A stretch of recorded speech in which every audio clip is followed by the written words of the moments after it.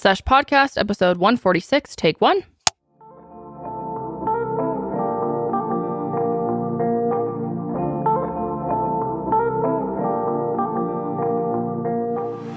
Hi, friends, and welcome back to the Sesh. I'm Kendall Ray. And I am Janelle. Thank you for joining us on another beautiful day Yes. of the Sesh. Actually, it's not beautiful out. I was going to say, it gross. really feels like the first day of fall today, or I guess yesterday. Yesterday here in Colorado. was drizzly, cold, and gloomy out.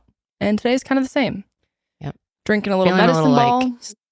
I don't know. Little Wintry. Wintry. I had to wear my sweatshirt. I ordered a new pair of sweatsuit, like pants and a crew neck, and it comes today. I'm very excited about Perfect timing. Perfect timing. Very, very good.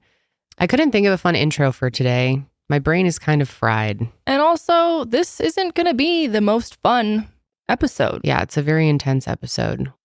Oh, yeah. And our lovely producers are here. Yes. Sydney, who is a newlywed. Mrs. Sydney, last name. That's not to be mentioned. And Karelly, of course. I love you Welcome. guys. Thank you for being here. I know you are all pretty burnt out and tired. These three are really not doing so hot today. It was a heavy weekend. It was a heavy weekend. Oh, boy.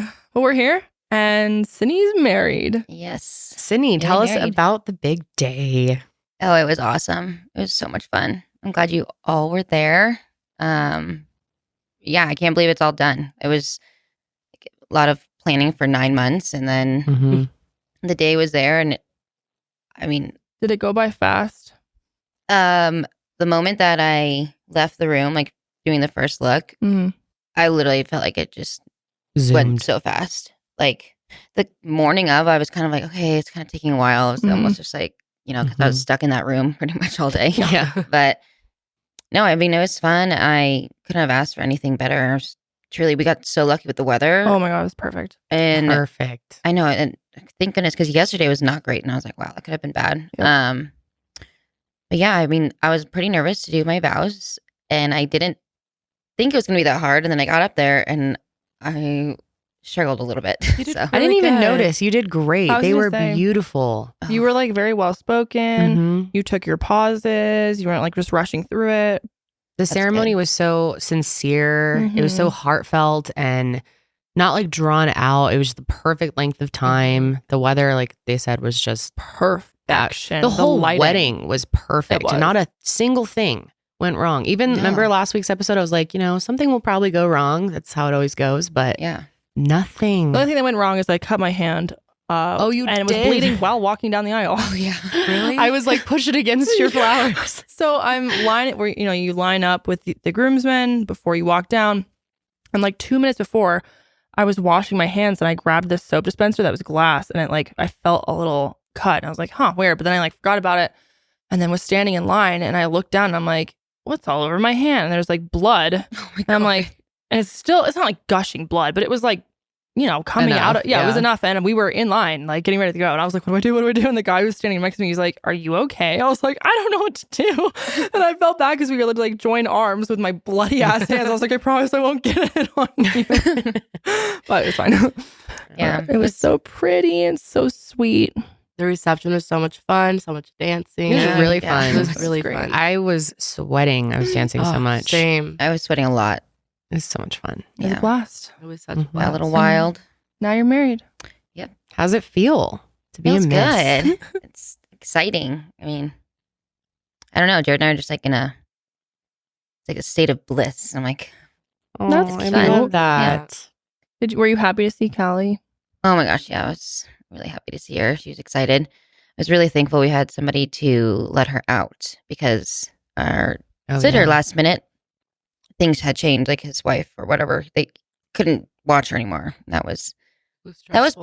probably the one, just like the only Revenge. panics. Yeah. She would have had to come to the wedding. Mm-hmm. Yeah. Holly rode in a little car. She Oh, did. Yeah. We can insert a clip. Freaking cute. That was the cutest God. thing ever. Mhm. And she was like eating it up because we were Oh, all she wondering, was. like, will she be a little shook with all these people looking at her? Will she like She start loved it. crying?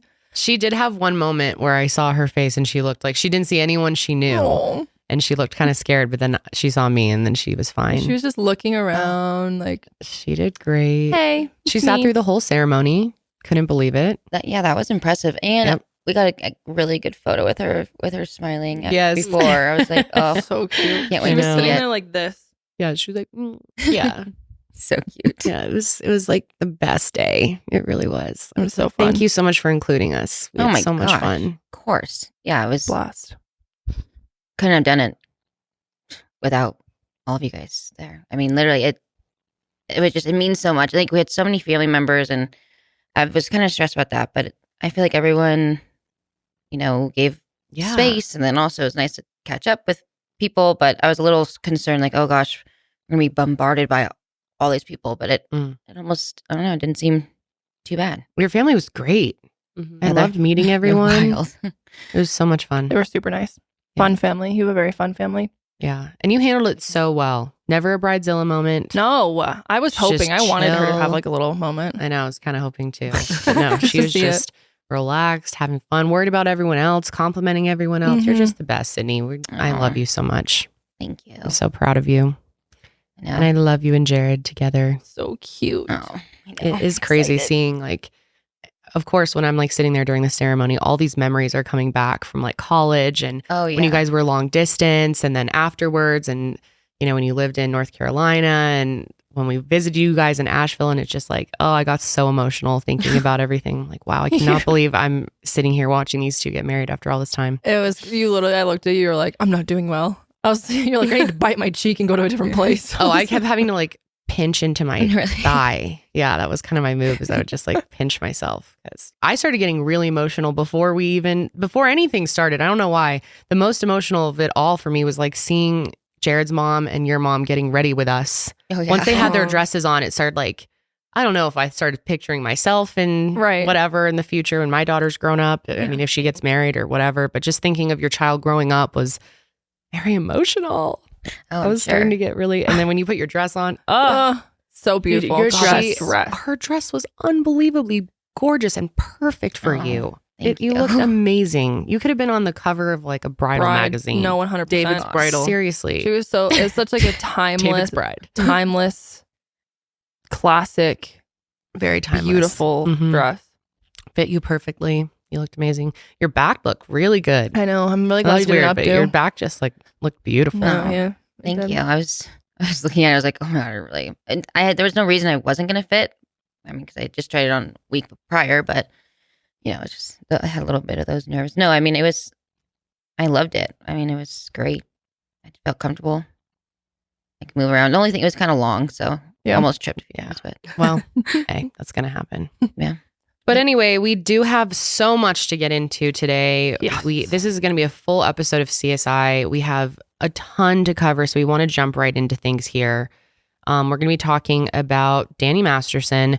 We're going to be talking about Ashton Kutcher and Mila Kunis.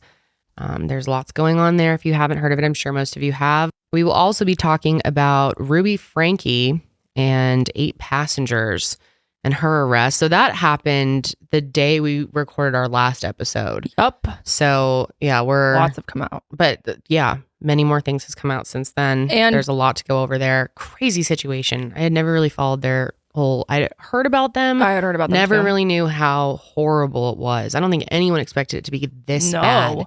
And this is like made mainstream news. Like my mom called me and was like, have you heard about Mhm. this? I was like, yeah, we're talking about it. Yeah, tons next of week. people have asked me about it too. And by the way, I know you guys know this, but we do record a few days in advance. And usually if something updates, we record an update, but we're probably not gonna be able to do that this week. Because of just our schedules, and Kendall's leaving town for a bit. So this is as up to date as we can get it for Monday the 11th. Yep. Yeah, is like so much keeps coming out with both of these stories. Mhm. It's just wild. So Also, before we forget, we are changing the Sesh upload date along with pretty much all of our other shows except for Lights Out. just Mile High. Oh yeah, no. and your channel. Yep. I'm going to Tuesdays. Smile Yeah. Hire is going to Thursdays, and Sesh is going to Wednesdays. And I know that you guys don't really like when we switch things up. Trust me, we have reasons for it. We are doing things to make it better for our team, better for us, better for our content, especially because we cover we cover a lot of current events.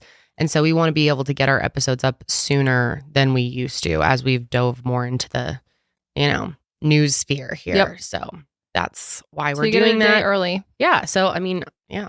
I guess You're in that welcome. sense, Sesh, you'll You're probably be happy. welcome. I'm sure the Mile Higher people are gonna be like, meh, in my Which, channel. But by I the get way, it. I get it. if you guys don't know this, we do premieres on YouTube every week for all of our shows. And basically what that means is it's not live, like it's still pre-recorded, but it's there's like a live chat going on and you're all kind of watching it on the same timeline, I guess, if that makes sense. Yeah. They're really fun, and at least a few of us from each show get on there and chat with you guys every week. So if you've never tried that out, you just go to YouTube, and all of our shows typically go live at 12 p.m. Mountain Time. So if you ever want to join the premieres, Yeah, it's fun. You can I look love being able to hop onto the chat. I Yeah. don't get to very often because we're always recording another show when it's premiering. It's just the way our schedule works. But I do try to hop on, and I love seeing what you guys say. And I love seeing we get to see the chat afterwards. It stays there. Mhm. So if you miss the premiere, you can watch the live chat on YouTube later on. But yeah, it's a cool feature. It I is. really enjoy it. with the busy fall season already in swing, you might be looking for some wholesome and convenient meals for jam-packed days. And that is where Factor comes in handy. Factor is America's #1 ready-to-eat meal kit, and it can help you fuel up with chef-prepared, dietitian-approved, ready-to-eat meals delivered straight to your door. That way you'll save time and eat well and also stay on track with your healthy lifestyle. What's great about Factor is you can skip the extra trip to the grocery store and the chopping, prepping, and cleaning up too while still getting the flavor and nutritional quality you need. I love Factor because their meals are never frozen, which means that all of them are super fresh, they taste delicious, they're really high quality, and they're nutritious. And their selection is huge. There is something for everyone. They've got over 34 weekly meals that are ready to eat in just 2 minutes. Not only do they have delicious meals, they also have a ton of different snacks that you can add on, including breakfast items like their delicious apple cinnamon pancakes, bacon and cheddar egg bites, and potato, bacon, and egg breakfast skillets. Or for an easy wellness boost, you can try their beverage options. They have cold pressed juices, shakes, and smoothies. So head to factormeals.com/sesh50 and use code sesh50 to get 50% off. That's code sesh50 at factormeals.com/sesh50 to get 50% off today. Let's jump in. Okay, so Danny Masterson. If you don't know who he is from that 70s show. What was Love that. wasn't his show character's so name like much. It was Hyde. Yeah, Hyde. Hyde? Good. Yes. So and what was such a good his character? He was like the he was kind of like the like show. Bad the boy? older, like kind of like more like I mean, they were all stoners, but he was more like the burnout character. if Yeah, that like the makes bad sense. Like boy the bad kinda. boy, yeah. I gotcha. Okay. Like I don't think he went to school with them or anything. I think he was a little bit older in the show than they were, and like his like he like Stephen came, Hyde. yeah, he came from like his dad wasn't in his life or something like that, and like yeah, I grew up watching the show like a lot, so this is really really like sad to hear and like sad to see. Like I know this is going on for a long time, but it all coming out just puts such a bad taste. You know what I mean? Oh, of course. Yeah. Yeah. I know that feeling when you are used to characters on a show and you get kind of attached. I've only seen a couple episodes of that 70s show. I love it. I'm not really a big sitcom person, but I've always enjoyed the episodes I have seen. It's a great show. It was a great show. And then Ashton Kutcher was on it too. And he was also just one of the friends, correct? Yeah, he was, I mean, kind of played like this idiot character that was like stupid, but He was, like like, everyone really thought he was popular. hot, and Mila and him had a crush 'cause on each Mila was other. on it too, Mhm. right? Oh, yeah. Yeah, his name was Michael Kelso. And Mila was on it as well. Her name was Jackie. I forgot her last name, but she and him like always kind of had a crush on each other, and it was just basically like a bunch of kids from the neighborhood or from the school that would like get together and do stupid shit, and you know, Like always in the basement. they're always in the basement like getting stoned. And Because the main guy, I've always really liked him. Topher is the actor. yeah, Topher Grace, he was Eric Foreman, and that was like he was like I guess the main character, but they were all in it every single episode. Like they were all pretty much main characters. Oh, okay. Gotcha. And yeah, it's crazy because they started this when they were really young. I mean, Mila was 14 and Ashton was 19, I believe. So they kind of like grew up on the show, essentially. Yeah. So that's Yeah. how Ashton and Mila met. Yes. I see. So just last week, Danny Masterson was sentenced to 30 years for 2 rapes. 30 years to life, I believe. Yeah, 30 years to life. Yep. Mhm. So let's back it up here to, which we're going to be backing it up all the way to 2001. But let's start here in March 2017 when the Los Angeles Police Department conducted started conducting their investigation over 3 Danny Masterson sexual assault claims. And really quick, just a disclaimer, we actually found an article online that has it broken down in a timeline, so we're reading directly from that. We'll link it below if you want to look at it, because we're not going to touch on every single piece that they have on there, but it is a really easy way to like understand the bigger picture, because there's a lot of information to go over. So like Kendall said, on March 3rd, it was reported that Danny was under investigation by LAPD over sexual assault allegations. And this all kind of came out by a journalist named Tony Ortega. And he has a blog that is about Scientology. It's called The Underground Bunker. If you don't know, Danny Masterson is a part of the Scientology. He's a Scientologist. Yeah, thank you. Scientology church. And church. Yeah, I was going to say that's, I guess, a light way to say it. So they come out, they say that they're going to be investigating.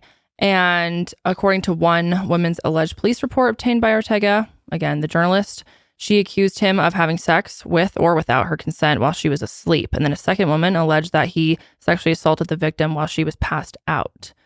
Now, Danny's rep, of course, was like, no, this never happened. So right away, he's been fighting this thing since day one. He said that one of the alleged incidents occurred when the actor was in a 6-year relationship with the alleged victim. So, which I don't know. I have thoughts about like that whole argument of like, well, they were dating, so it's not rape. Yeah. Okay.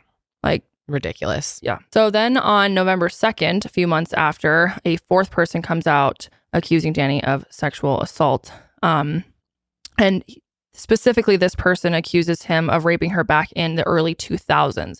So a lot of this has been going on behind the scenes for a long time now. Yes. And it's finally all starting to come to the surface. And well, none of them knew about each other, right? The accusers. And then they connected on it and realized, wow, okay, we should go after this guy. Mm-hmm. Yep. Then November 16th, Christy Carnell Bixler comes forward as one of, again, Danny's victims. And they dated back in the day. And she basically came out and said, I'm no longer going to be silent. And the only way to protect ourselves is to speak. Then December 20th, a actress named Bobette Rialis comes forward, again, accusing Danny of sexual assault. And she and him dated again in the early 2000s. So a lot of similarities here. And I think it's very common to see this type of pattern of like, you know, one person comes out and then a lot of more other people come out because you feel like, oh, I'm not alone in this. I have support. Maybe people will believe me. I feel empowered, because it's sadly, a lot of times when someone comes out and accuses someone of something, people won't believe them. Oh, yeah, we see it all the time. Yeah. She said, Danny Masterson repeatedly raped me. All I seek is justice to prevent this from ever happening to anyone else, as it has for some time. My truth will be heard. I applaud her strength as well. So, referring to Chrissy. Right.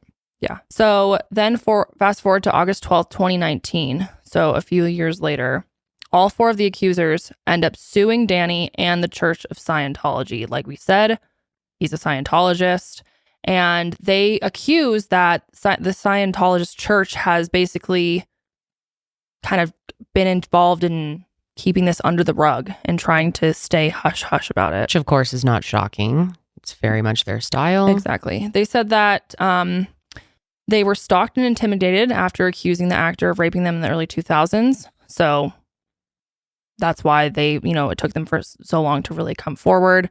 And that's why they're suing the church. So in the complaint obtained by People, Chrissy, Bobette, and 2 anonymous Jane Does, which all of them were referred to as Jane Does at some point, and then their information has come out. Right. Chrissy specifically was Jane Doe number 3.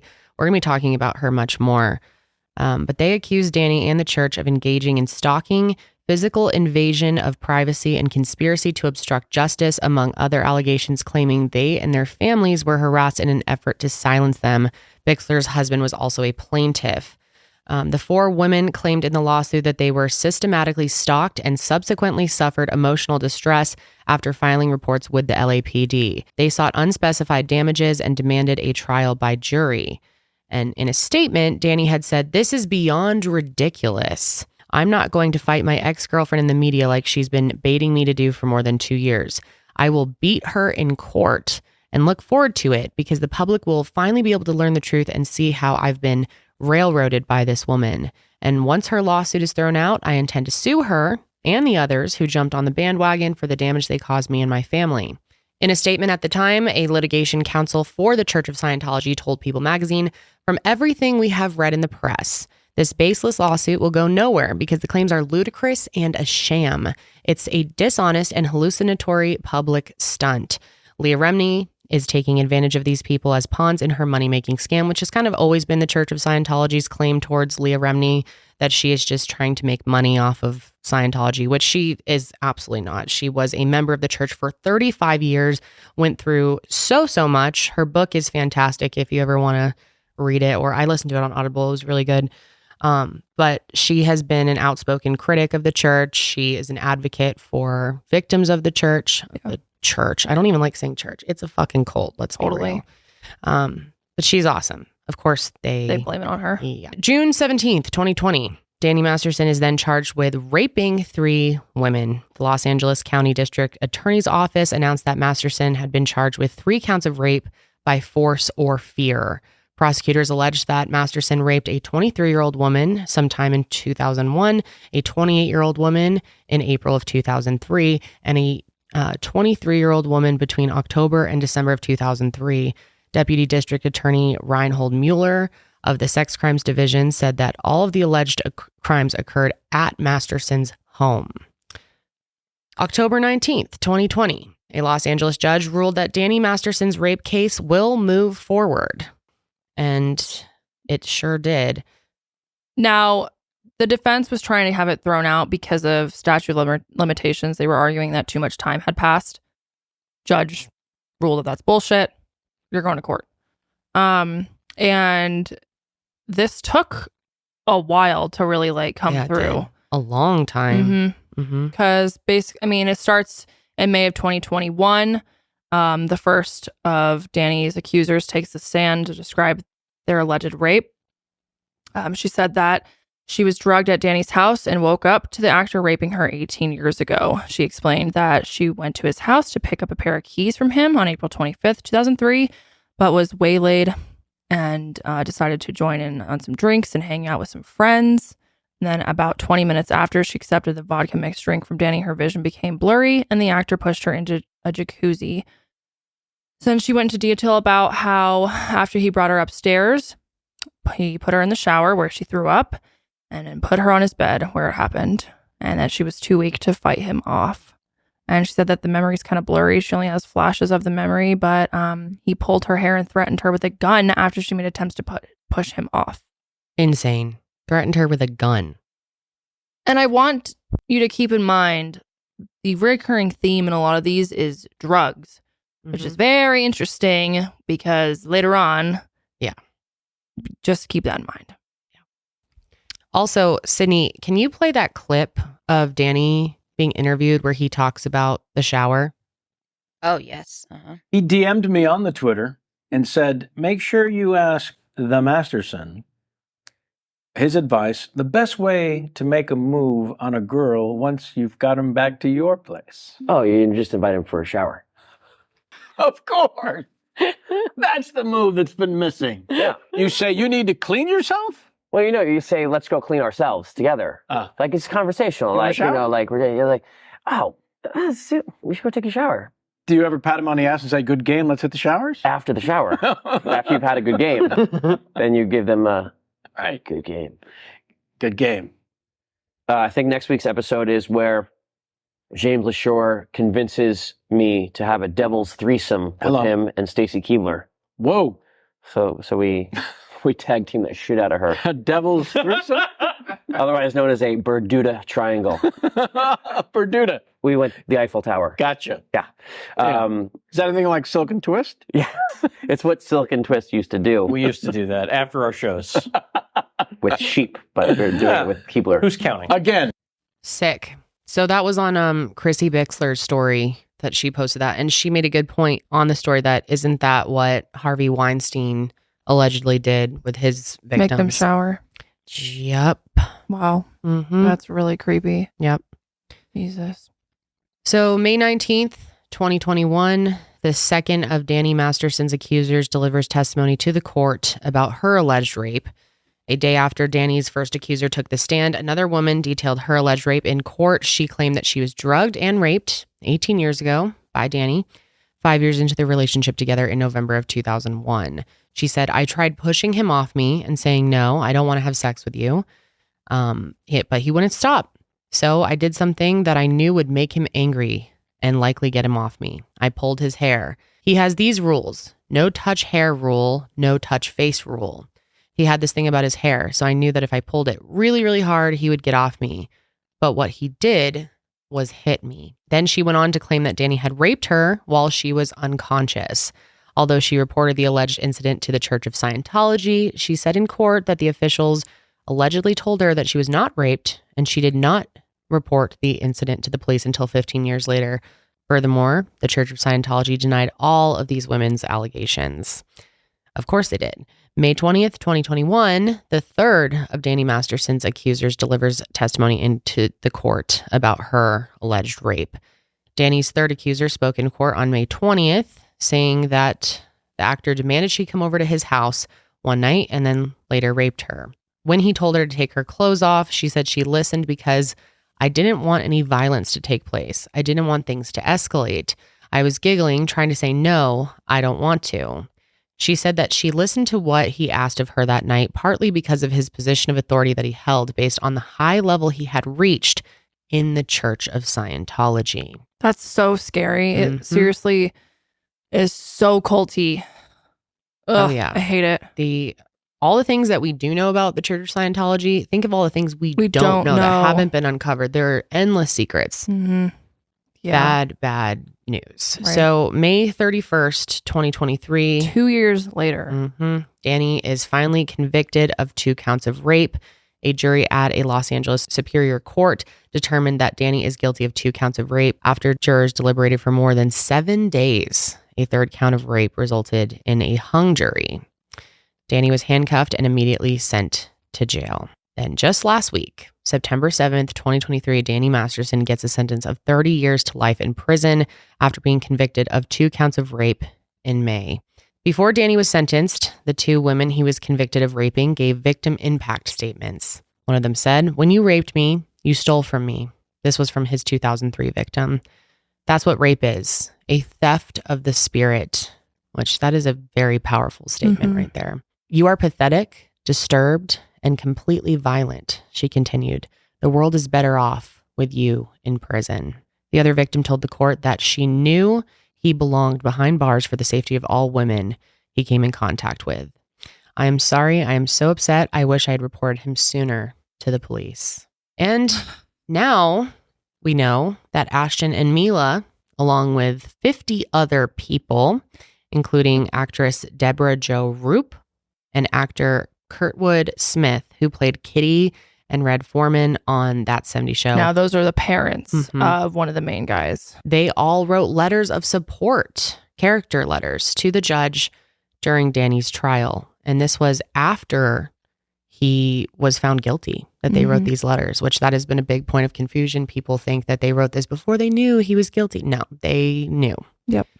So one of the people who wrote letters in support include his wife, actress and model Bijou Phillips, and actor William Baldwin, who is married to Phillips' half-sister Shina Phillips, and actor Giovanni Ribisi, who, like Masterson, belongs to the Church of Scientology. There's a lot of Scientology with all these people.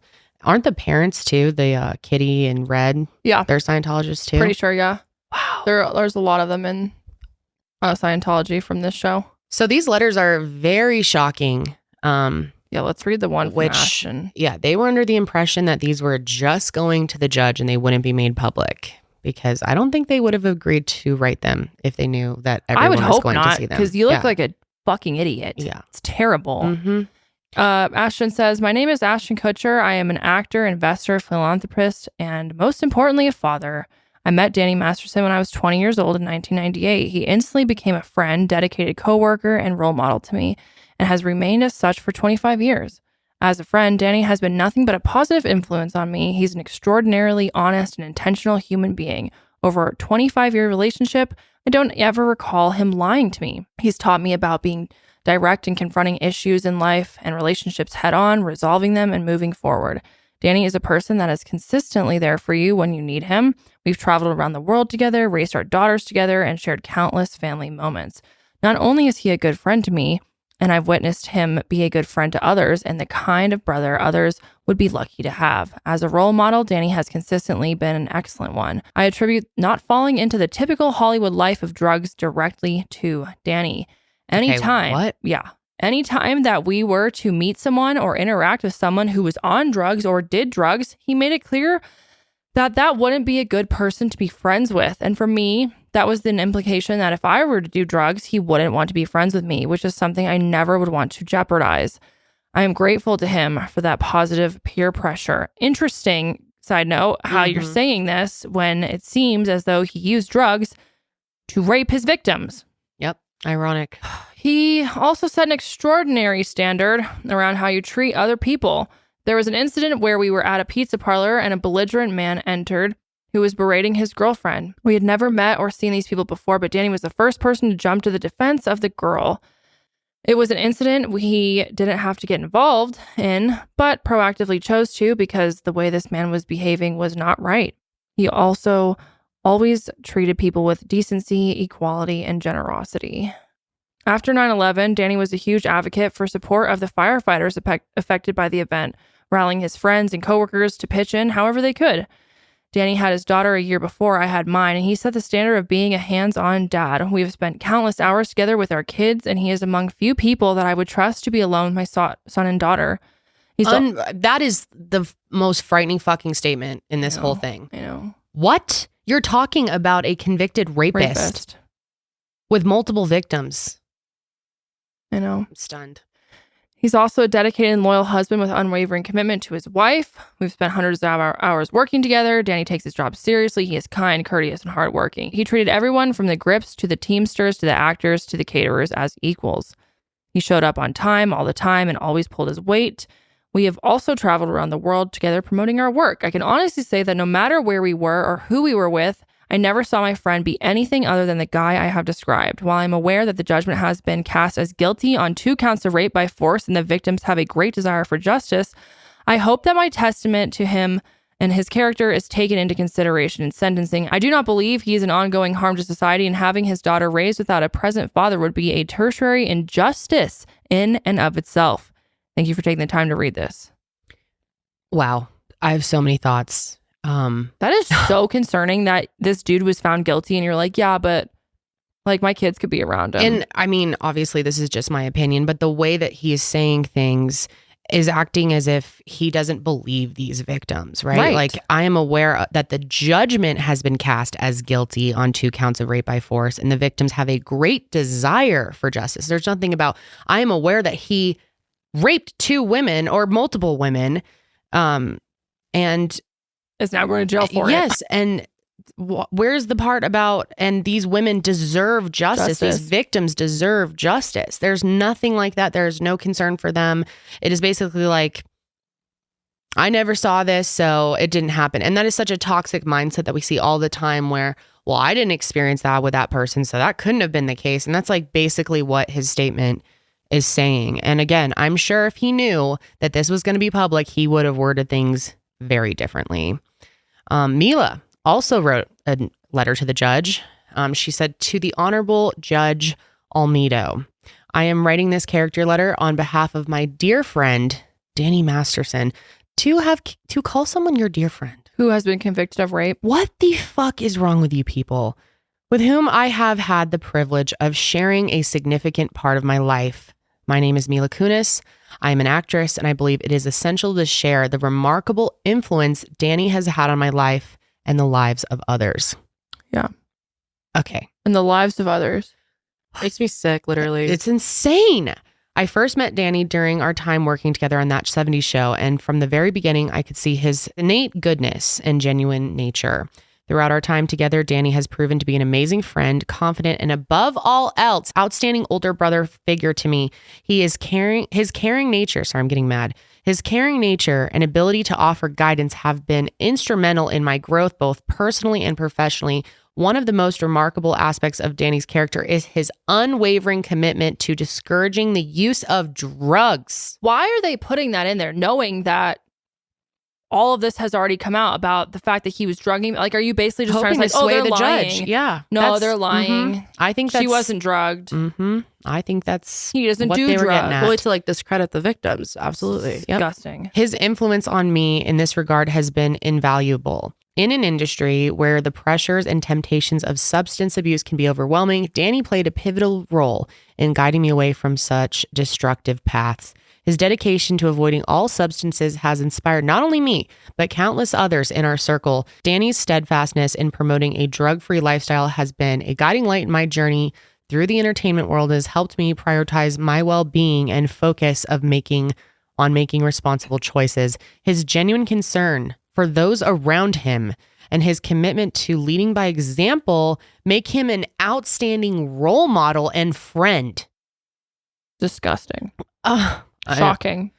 really is That's coming shocking. from these two. Danny's role as a husband and father to his daughter has been nothing short of extraordinary. Witnessing his interactions with his daughter has been heartwarming and enlightening. He prioritizes his family, education, and happiness above all else, demonstrating his unwavering commitment to being a loving and responsible parent. As a father, he leads by example. What the fuck? Instilling in her values that reflect integrity, compassion, and respect for others. Moreover, Danny has consistently displayed a profound sense of responsibility and care for those around him. He demonstrates grace and empathy in every situation, be it within the entertainment industry or in our personal lives. His steady support and understanding presence make him a reliable source of guidance and comfort for all of us. You are talking about a rapist. Danny Masterson's warmth, humor, and positive outlook on life have been a driving force in shaping my character and the way I approach life's challenges. His unwavering commitment to being an exceptional older brother figure to me has had a transformative impact on my life, instilling a sense of self-belief and encouraging me to aim for greatness, but all while maintaining a sense of humility. In conclusion, I wholeheartedly vouch for Danny Masterson's exceptional character and the tremendous positive influence he has had on me and the people around him. His dedication to leading a drug-free life and the genuine care he extends to others, making him an outstanding role model and friend. Please feel free to reach out for me if you require any further information or clarification. Sincerely, Mila Kunis. Now, they say that they wrote these because his family reached out to them and asked them to. Unbelievable. As you can tell, I'm just like blown away and speechless. I know you've always been a big fan of Mila. I've always been a big fan of Ashton. Yeah. Like, I mean, I grew up always having a crush on him. I had shirts that said like Miss Kutcher. Loved Ashton. I always did. And then I was so moved by his statement to Congress. He got up there and talked about human trafficking, and then he started Thorn. And I was just like so moved by the way he spoke that I wanted to help his organization Thorn, which so many people have reached out to me asking about that. Some people have been a little aggressive about it, assuming I'm like friends with Ashton Kutcher or have had any type of relationship with him. We've never heard anything from him or anyone remotely I close. never heard anything. No. So years ago, I did fundraising for Thorn. I made personal donations to Thorn. And I decided to stop doing that a while back and focused on other nonprofits. There were many reasons why, some of that behind the scenes stuff, but I was also hearing some things about Thorn that were very concerning. I'm going to jump to that here. I have some things in my notes that I wanted to point out about Thorn. So Thorn has created a technology. It's a product called Spotlight, which uses facial recognition to scrape the internet of escort ads and make a database of them. The technology does not differentiate between potentially exploited children and consensual adult sex workers. Then Thorn sells this data to law enforcement. And the more I learned about that, it's very problematic. Yeah, I did not want to be part of that anymore. He told CNN that in 2011, 100,000 to 300,000 kids are sex trafficked every year in the U.S. And this is an inflated statistic based on a 2001 study, which actually said that the number of kids that were at risk for being sex trafficked.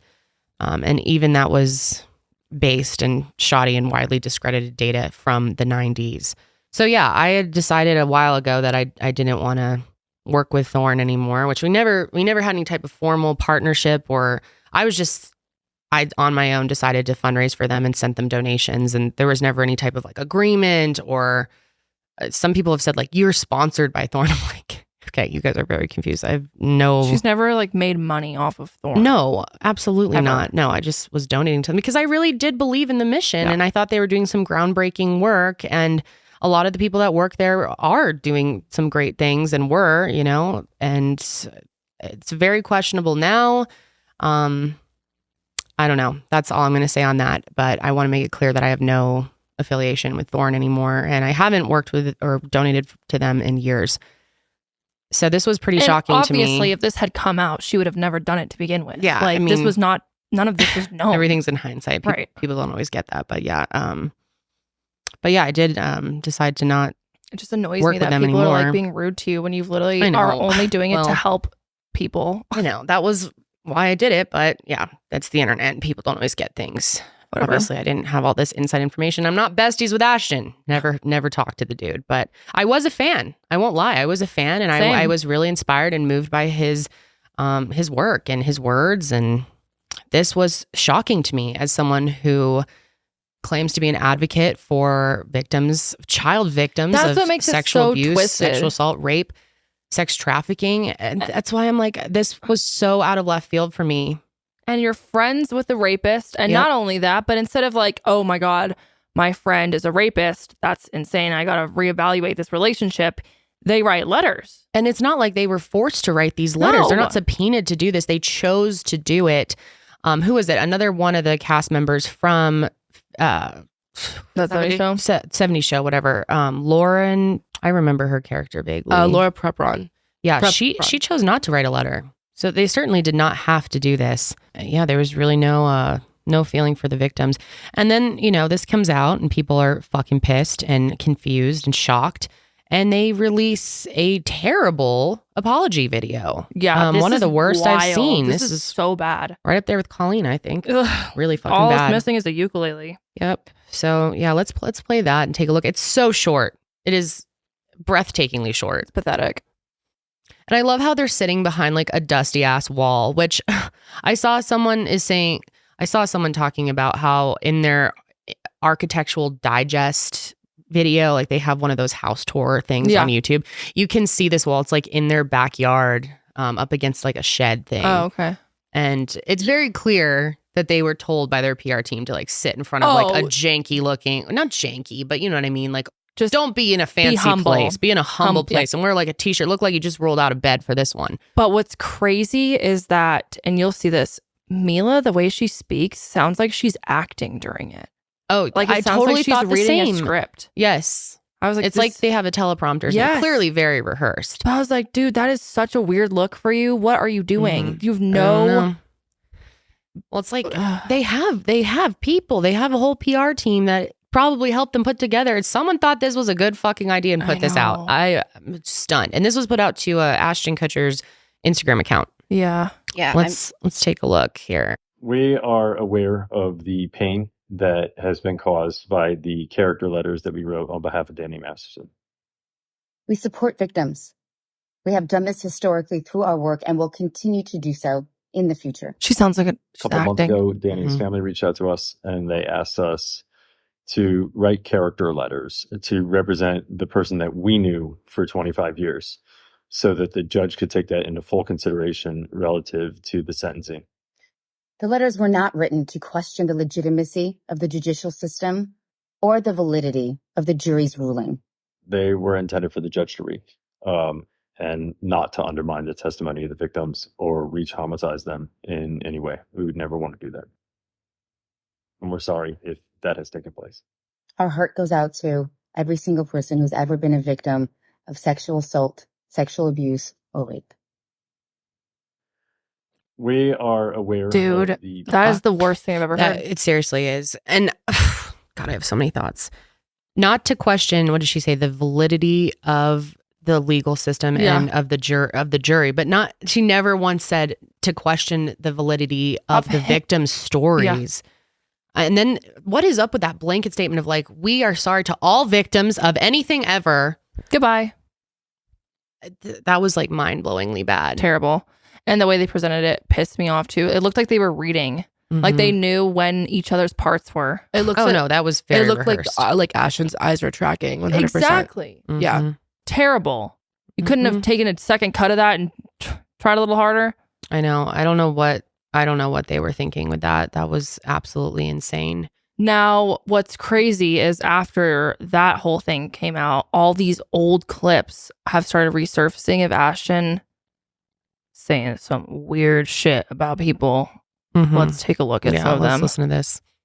Lizzie McGuire, she also has an album out. She's going to be in a movie called Cheaper by the Dozen. And she's one of the girls that we're all waiting for to turn 18. Along with the oldest one. Any 15.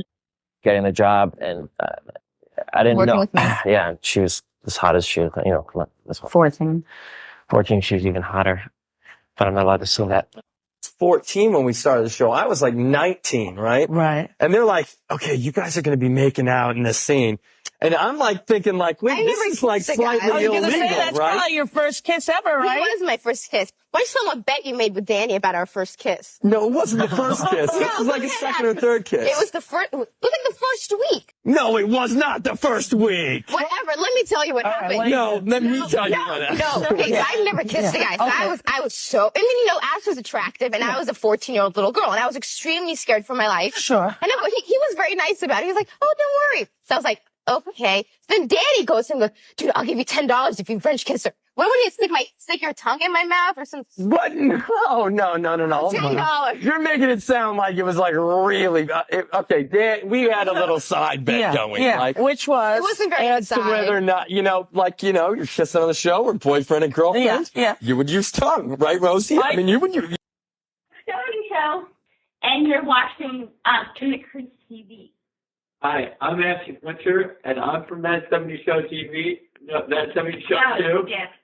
And the reason I'm doing this is not because I think In the Grease is good, but because Josh told me Mila would sit on my lap if I did. And it feels good. So Danny's been making bets with people since Mila was 14. Him and Ashton got a little bet going on. She was probably clearly groomed on that set. Oh yeah. There was other clips of her being like, yeah, I'm like ended up making out with like almost everyone on that set or something. And I'm just like, wow, how times have changed too. For that clip, what was that? The Rosie O'Donnell show? Yeah. Imagine if they had gotten out there and said that type of thing now. And the host was like, oh, tell me about this bet. 14 years old. Wow, what a scandal. Sick. It's very creepy. Very creepy. Okay, so now let's talk about Chrissy Carnell Bixler, one of Danny Masterson's victims, Jane Doe number 3, as she was referred to, who made a post to Ashton Kutcher and Mila Kunis on her Instagram story. She says, "Dear Ashton, I know the secrets your role model keeps for you, ones that would end you. Did you forget I was there? You were on speakerphone that night you called Danny on February 21st, 2001. I heard everything. I heard the plan. In my opinion, you're just as sick as your mentor." And she says, "Dear Mila, I pray you begin to process what you experienced as a child on that set. Your old interviews are very telling. I encourage everyone to watch them and decide for yourself what you hear and see. Do so before they get scrubbed from the internet. I also know what happened in Toronto and after. Question. If that's what you view as a normal relationship with a big brother figure, then I feel very sad for you. I hope you consider getting into therapy. I was there the whole time, those first 5 years of That 70 Show. I remember everything." Now, going back to what she said to Ashton, she is, by saying February 21st, 2001, she is referencing the murder of Ashley Ellerin, who was a 22-year-old fashion design student at the Institute of Design and Merchandising. She was also a part-time stripper in Las Vegas, and she was very newly dating Ashton Kutcher at the time that she was murdered on February 21st, 2001. They started dating just at the beginning of February, so just weeks before her brutal murder. And it happened inside of her Los Angeles apartment. She was murdered by Michael Thomas Gargiulo. Gargiulo? I think it's Gargiulo. Yeah. Who cares? Yeah, who gives a shit about his name? But anyway, He stabbed Ashley 47 times. It was a horrific scene. He's also known as the Boy Next Door Killer or the Hollywood Ripper, and he is currently on death row. He had other victims as well. Maria Bruno. It was 2005 when Maria Bruno, who was 32 years old at the time, was fatally stabbed in her sleep in the Los Angeles suburb of El Monte. In a frightening coincidence, her new apartment was just steps away from where Michael lived. Trisha Picaccio was murdered when she was returning home from a night out with friends. She was brutally and fatally stabbed on her doorstep at her family's home and attempted to murder Michelle Murphy. So Ashton ties back into this because when they were dating, he was going to go pick her up from this party. This is the story according to him. He said that there was no answer when he knocked on her door, and then he found out later that she was dead inside. He had told the court that he went to pick up the woman he was dating in 2001, but left because she did not answer the door, only to learn the next day that she had been lying dead inside. He said, I knocked on the door. There was no answer. Knocked again. And once again, no answer. At this point, I was pretty well assumed that she had left for the night and that I was late and she was upset. He was, running late for some reason. And he thought that she had already left with friends or something. Mm-hmm. He said, I saw what I thought was red wine on the carpet, which he claims he had looked through the window and saw this red wine on the carpet. But that wasn't alarming because I went to her house party days before and it was a college party and I didn't think much about it. He claimed, I remember the next day after I heard what happened, I went to the detectives and was freaking out because my fingerprints were on the door. He testified in the trial back in 2019. It took a long time to get this guy. And, he testified under oath that this is what happened. Now, everything that we're going to talk about going forward is alleged. We have no idea if this is true, but it has been questionable for a while now whether or not that story he gave was actually what happened. And there have been people that have brought up alternate versions of what happened. We specifically found this video by Aaron Smith Levin, who grew up in Scientology. He's an ex-Scientologist. He makes videos. I've seen a couple of his videos now. I really like him. We will link his video below. But he claims to know things through the church and that he has heard that Ashton actually did go, again, alleged. I'm not saying this is true by any means, but he says that he claims that Ashton went into the house when he went to go pick her up. He went into the house, walks in, sees her brutally murdered, sees the blood everywhere, because he also claims that from the window, and that police know this too, according to his claims, that you wouldn't have been able to see the wine, what he thought was wine, which was actually blood on the carpet. He says that he actually did walk in. He wouldn't have been able to see the blood from the window. Afterwards, he went to his car and then called various members of his team after freaking out, thinking, what do I do next? Instead of calling 911, he claims that he called his team and Danny Masterson, talked with them for an hour. And they told him that he doesn't want his career to be associated with this murder. So he should just go ahead to the party as if he thought she wasn't home or whatever and went without her and let someone else find her. And he claims that if Ashton had called the police instantly, the police would have been able to prosecute the killer sooner and he wouldn't have gone on to kill someone else, because he was eventually caught because of his attempted murder of Michelle Murphy. His DNA was found at the scene.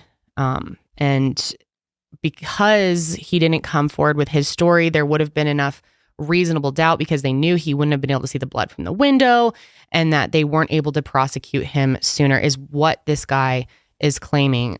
Let's pull up a little bit of his video so you can hear some of it from him directly. Because again, he does have many ties to the Church of Scientology. So and it makes sense because they were basically trying to push everything else under the rug. So, but it's just odd that because his video has come out 6 months ago or something. It was February. Yeah, but last year of this year. What he's saying is kind of backing up what Chrissy is saying. Yeah, now that she has said this, come out, a lot of people are finding this video and going, "Okay, what the fuck?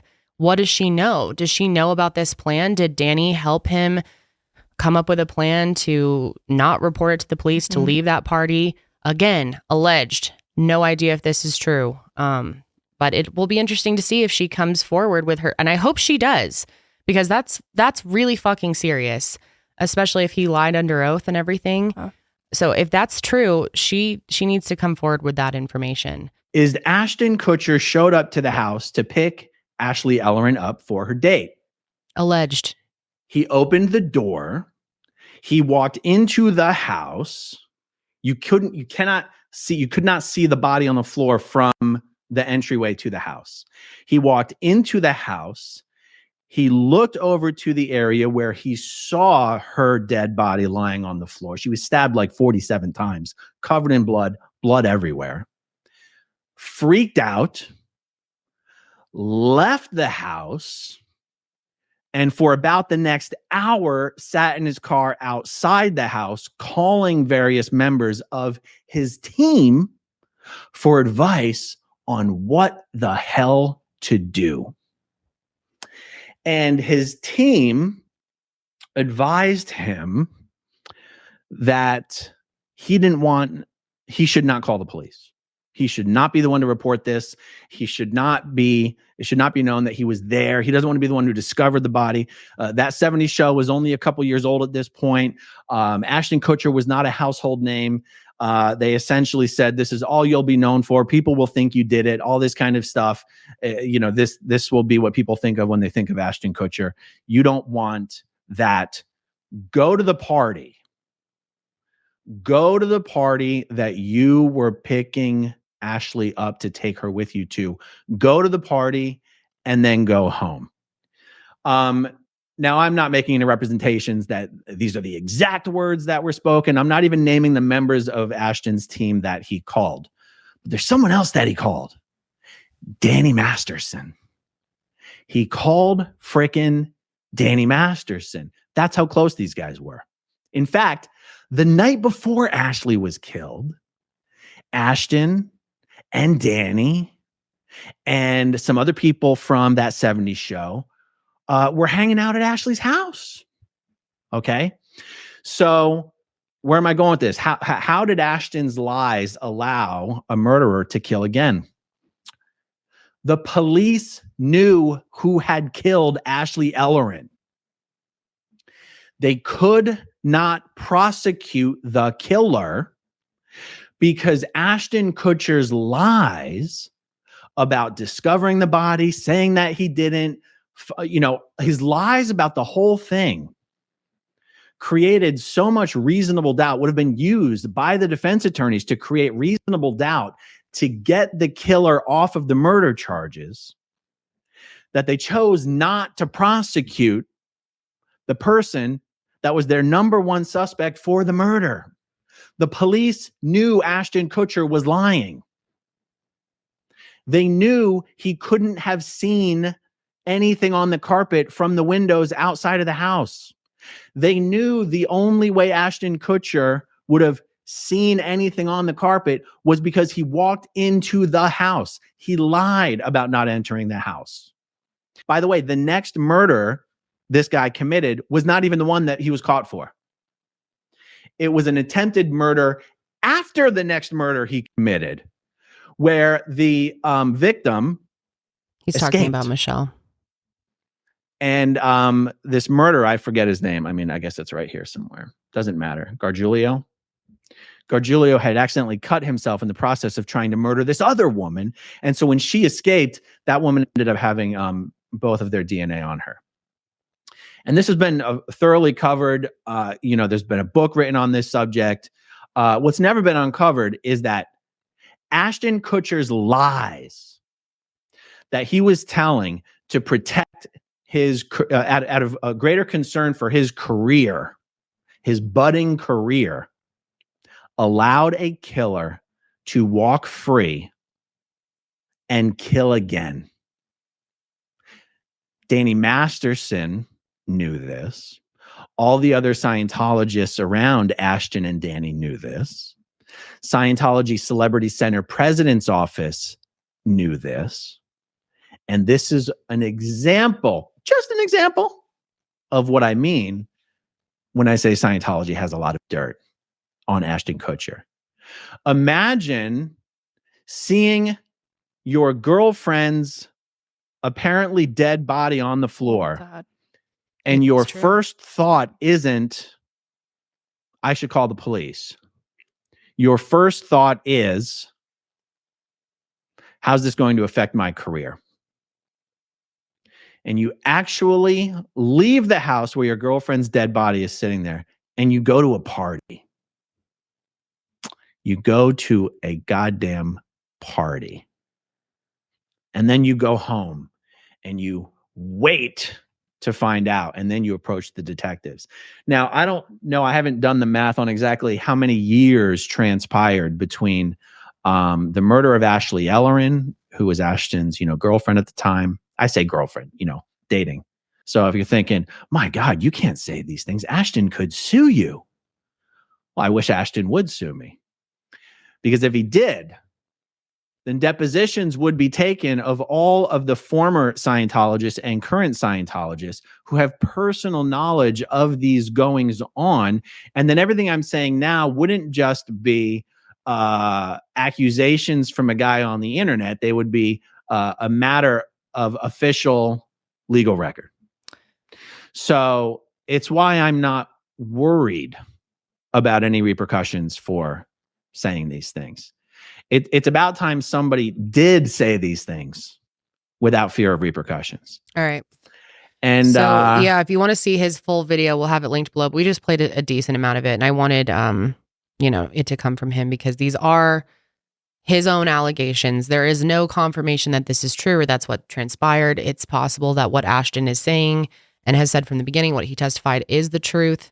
We don't know, but Chrissy now saying, I know about this plan. I was on that call February 21st, 2001 is pretty shocking and definitely makes you think twice about it all. So I wonder if she's going to come forward with proof of that or be more specific, because I don't think a lot of people understand, or they see that date and they don't know what she's talking about. Yeah. But pretty fucking insane. I wonder if there is proof. I mean, I don't know. Like, I don't see I there doubt being she would have proof. had recorded the call. Yeah. So it may never. Yeah. Even if never. she comes out and tries to explain it. This may be something that we never can confirm. Yeah, it might be. Go down with the secrets of the Church of Scientology. Mm-hmm. Okay, so this statement Chrissy just made on Instagram, responding to someone, glorified gossip girl, in her Instagram replies, she says, yes, he was in his car for over an hour outside of Ashley's house speaking to his manager about what to do to protect Ashton's career and reputation. Then he called Danny. I heard the entire conversation. Law enforcement was/is aware what I'm saying is true. So we'll see where things go holy from there. Shit. I know. Wow. Because they could charge him, for lying under oath. Oh, yeah. Mm-hmm. Crazy. God. Wow. Wow. Oh my God. So many thoughts. My mind is like spinning right now. Who knows? Yeah. Yeah. I mean, I get nervous, of course, saying these things, but I want to make it clear it is alleged. I don't get nervous. We're just playing what this dude said. I mean, Aaron can say whatever he wants. Yeah, that's true. I know, just people get very, even entertain anything, then it's... We're not saying it's true. No. Just wanted to play it. I do think it's very compelling, though. So do I. Food for thought, I guess. Mm-hmm. So something that I found really interesting is that Wilmer Valderrama he played Fez in the show. Yeah. He dated Demi Lovato back when she was 17 and he was 29. So like this entire cast just has had like such a disgusting, like they've just all done really disgusting and vile things. Like even Laura Prepron, the girl that played Donna. Yeah. She was part of Scientology as well. Was she? Mm-hmm. Wow. And she wasn't in it for as long, but she didn't, even though she hasn't necessarily come out in support of Danny, she's stayed very quiet and complacent in all of this. Whereas like Wilmer, I mean, he's a known groomer. He groomed Demi Lovato for years. And Demi Lovato even came out with a song like not that long ago called 29. And she talks about like how now that she's 29, she could never even imagine finding a 17-year-old attractive. Yeah. And that there's like something like really wrong in your fucking head. You know what I mean? Yeah. And the only person who really has, like, pun intended, a saving grace in this is Topher Grace, which played Eric. Because for a long time, like when the show was ending, people kind of like saw him as like a stuck-up actor. Yeah, people always thought he was kind of like an asshole. Yeah, and it was because he was never close to the cast members, and it was probably because of all this, and like he wasn't like, you know, he left the show before the show like ended. Yeah. Well, I had read that Danny has been accused of always kind of being mean to Topher. Yeah, Topher was bullied really heavily on the show. From what I was reading, like he just never like got along with them, from what it seems like, and they definitely like ostracized him and kind of like outcasted him. Yeah, like I had the heard that cast there were other members. people that were on the show, and if you were friendly with him, Danny would get mad at you. Yeah, Danny just seems like I don't know, kind of like a little ringleader. You know what I mean? Like, yeah, he does. Well, creepy. at least we can be happy that he's going away for a long time. Yep. Justice is served. But yeah, just so disappointing though with the whole Mila and Ashton thing. I know. So disappointing. Yeah, it really is. We want to hear your thoughts on it, especially all of you out there who were fans of them. You know, I'm sure many of you were. It's very disappointing, shocking, and disgusting. This whole thing is just like blown me away. Same.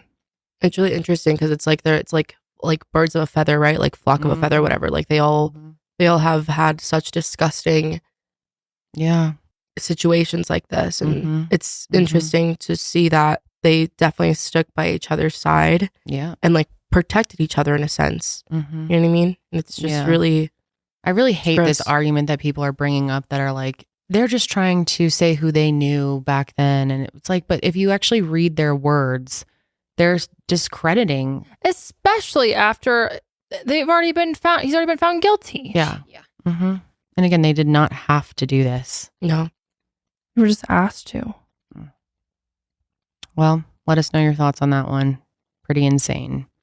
We will update you guys if anything else comes out, which I'm sure there will be, honestly. I feel like the rabbit hole here goes pretty deep. Yeah. To all my parents out there of young children, an average day with your newborn or toddler can be hectic. I mean, between feeding, sleep schedules, diaper changes, it's exhausting, and it can be really hard to find ways to keep your baby stimulated and learning during their wake periods. But KiwiCo makes it fun and convenient for parents. We love KiwiCo in our house. Every crate that we have gotten for Holly, she has absolutely loved.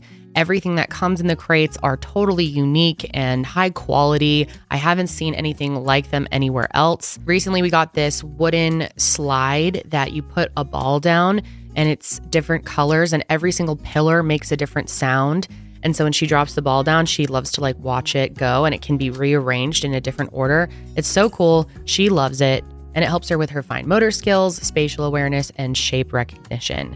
KiwiCo is a must-have subscription for your child that encourages brain-building play. The Panda Crate was specifically designed for newborns and toddlers to support their rapid development in the first 2 years of life, and oh my God, is it rapid. Each Panda Crate includes expert-backed activities to help babies at every stage by learning what they do best, and that is playing and exploring.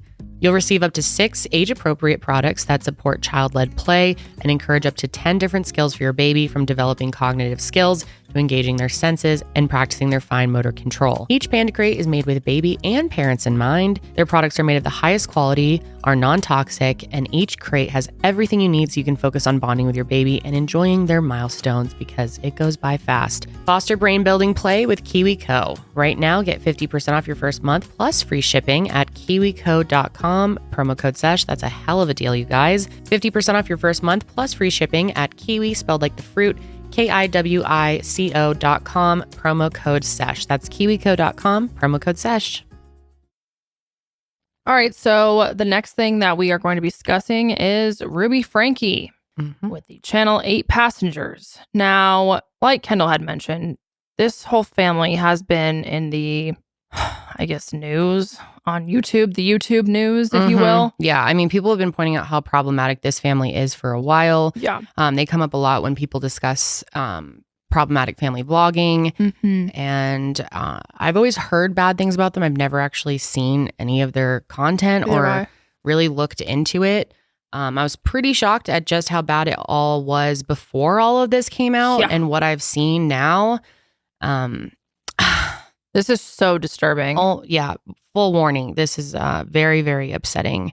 And you've probably heard a lot of it at this point. Exactly. I mean, it's a pretty big story. Right.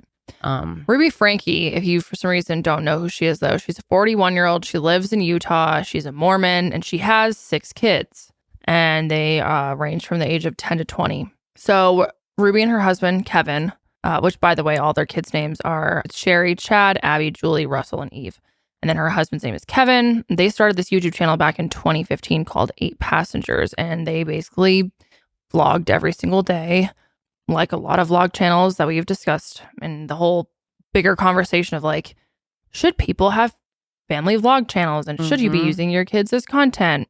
Yeah. And people are always discussing like, where's the line? What things these people have crossed the fucking line. Oh, they were crossing the line before this already came out. Yeah. Like, oh yeah, for a long time. It's amazing all the things that they were sharing and really upsetting moments with their children that were filmed and shared with 2 million people. They have more than 2 million subscribers, which I had no idea they were this huge family. Yeah, their channel hasn't been on YouTube for a bit now. I don't know if YouTube took it off. It did. Yeah, they did. I wonder why.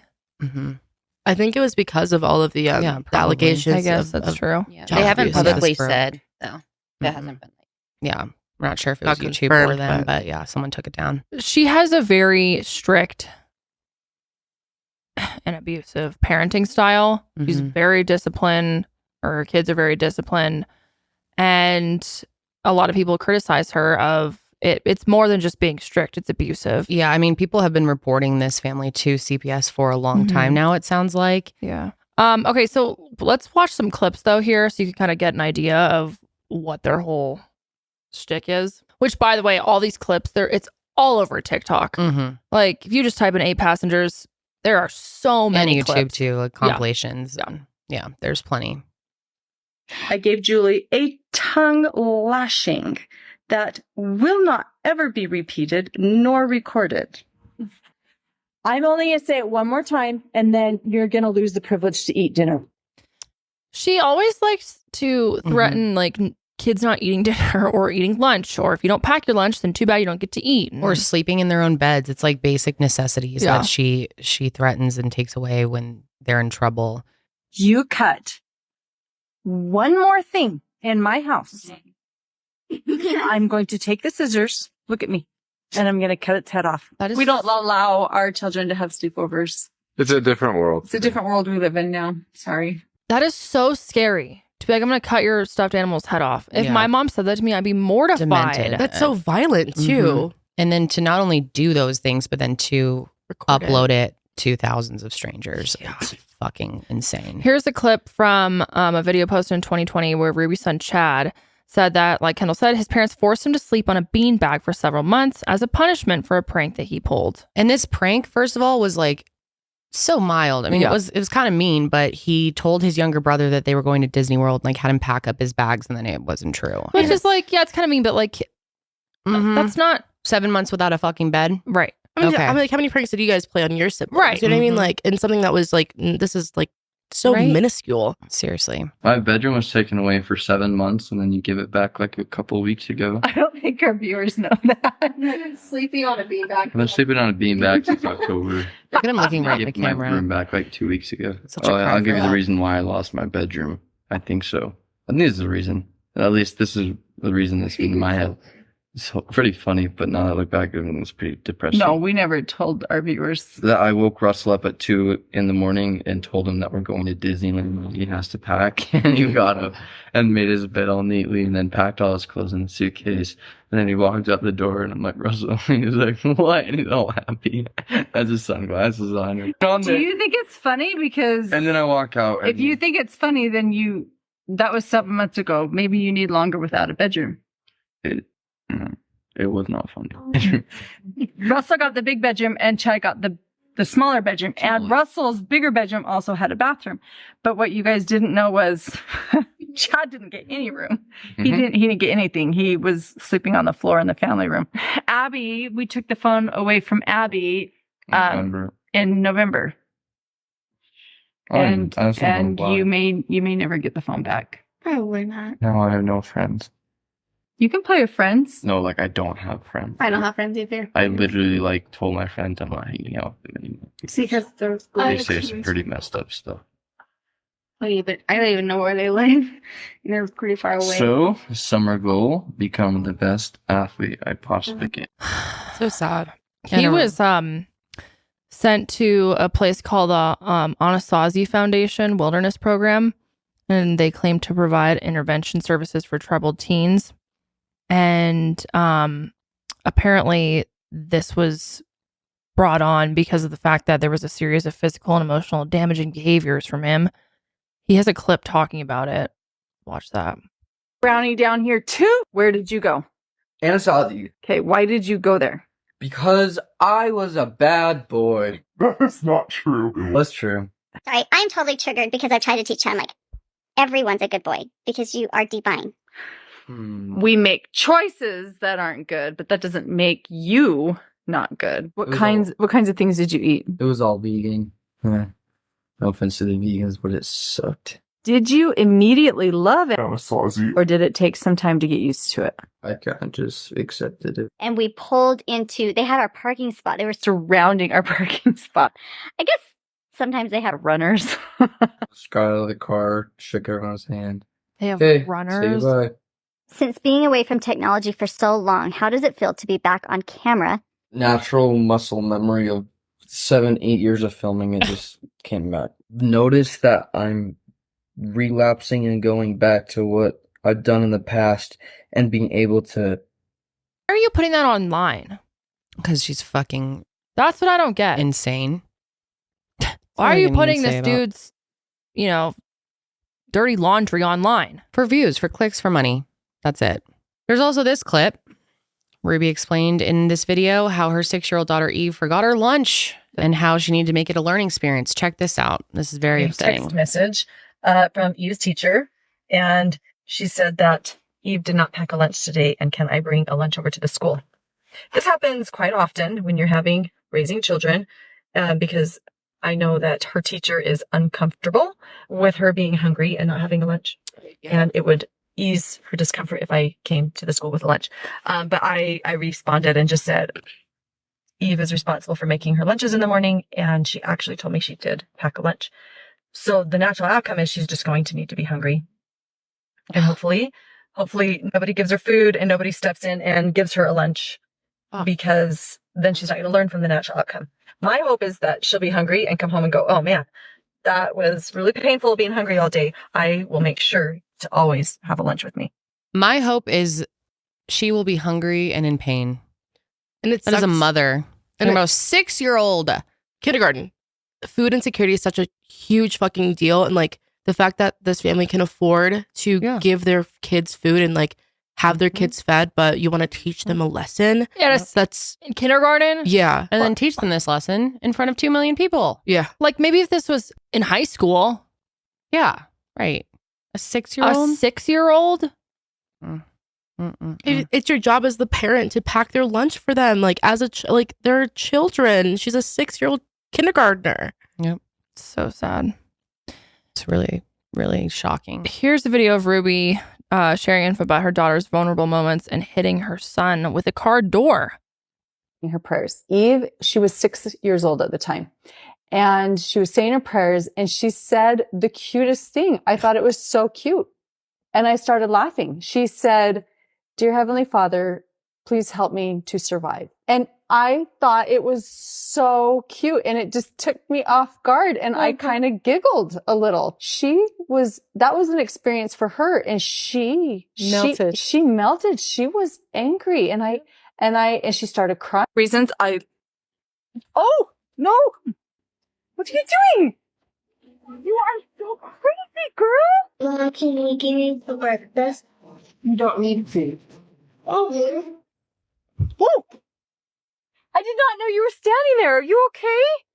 Why are you putting that Seriously, online? are you okay? Let me see. How do you not drop the I am camera going immediately if home you to slam my your kid with a sweet car door? Children, I cannot wait to hug them and to smell them and to lick them. Ew, what?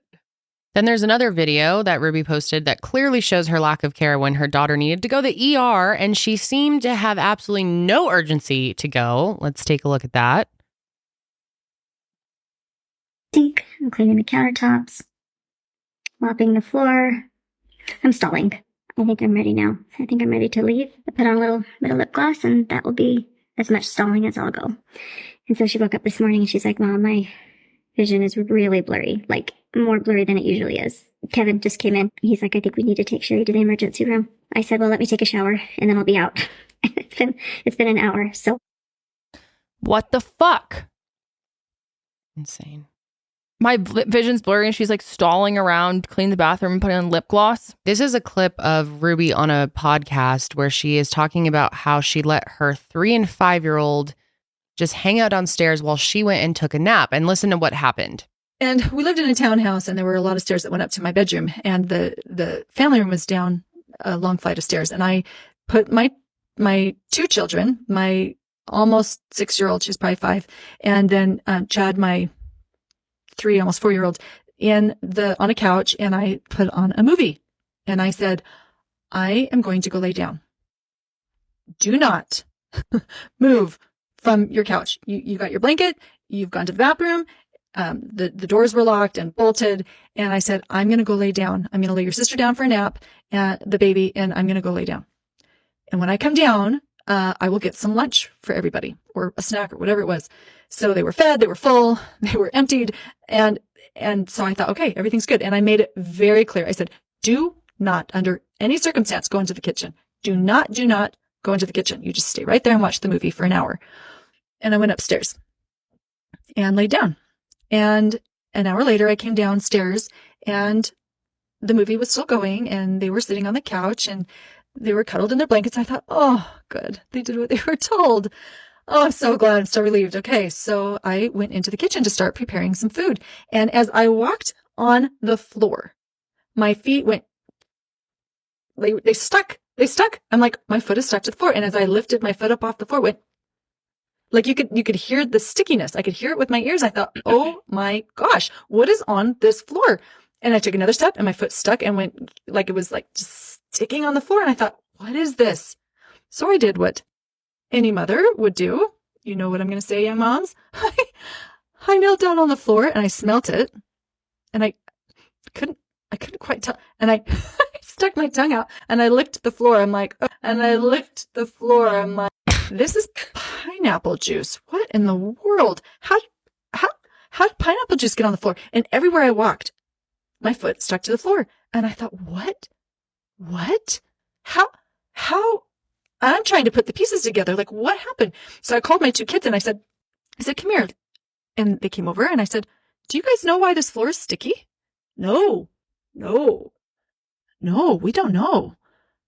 And I said, this floor was absolutely clean before I went upstairs. I went upstairs for an hour and I came down, and now it is covered.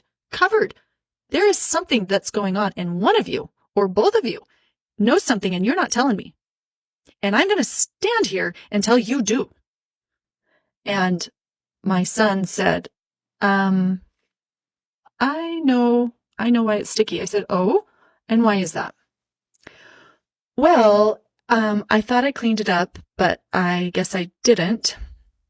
Him saying this in his, 3 or 4-year-old vocabulary. He showed me that in the fridge, there was a big Tupperware of pineapple with some juice in it. And he said, I went into the kitchen and I got the Tupperware of pineapple and I opened it to get some pineapple, and it spilled and went everywhere. And I hurried and picked up all the pieces of pineapple. And then he showed me, he said, I got a paper towel and I cleaned up all of the mess and put the lid on and put it in the fridge. So it didn't look like there was anything wrong. Well, you as anybody older than 4 years old knows that if you have pineapple juice and you take a paper towel and you soak up the pineapple juice, you're not actually cleaning the pineapple juice. You're just making it look like there's no pineapple juice. And so I looked at him, and here's where the compassion comes in, and I hope that you can hear it. I said, that's a good thing that you told me that what you have done, and you didn't clean it up. You didn't actually clean it up, and that was dishonest. So I'm telling him the truth. You said you would not go into the kitchen, and you did. I told you under no circumstance are you to get off the couch, and you did. And I told you I would be feeding you as soon as I come down, and you felt entitled to go take. You felt entitled to take what was in the fridge and eat it. And then you made a mess. And then you tried hiding it by lying. She is talking about a 3-year-old that she left alone, who went and got a healthy snack and then tried to clean it up. Wouldn't most parents be pretty proud of their child for that? Why are you like, under no circumstance are you to leave the couch? They're 3. They're hungry. Ridiculous. She's such a fucking idiot. So after the channel was removed, she joins up with another dimwit, Jody Hildebrant, in June of 2022, and joined her YouTube channel, Connections. Yep. Looks like conic scones. Stupid. The channel advertises itself as a mom support group that helps rehabilitate individuals who are lost and stuck in the darkness of distortion, which gives birth to fear, despair, and other self-destructive behaviors. Guess what Jody is? What, Janelle? She has a clinical mental health license. Yep. Which is in the process of being taken away. We'll explain in a sec why. Yeah. So Jody and Ruby claim to be a mental fitness and relationship expert, which what the fuck even is that? Mental fitness. They have a variety of classes to choose from. These are the cheaper options. Imagine taking a class from these two idiots. 1, transform your life, pain into joy, empowering joy. Join the Empowering Joy community live on Zoom every Saturday from 7 to 8 a.m. Mountain Time. You get 24-hour access to Connections digital library, which includes 50 plus videos of Jody's live training sessions, retreats, and a self-care digital course. It's $21 a month. Then these go up from here. You can do a men and women's teams, which you get to meet with a group of men and women for 90 minutes each to empower each other to heal and change. And this is a weekly meeting.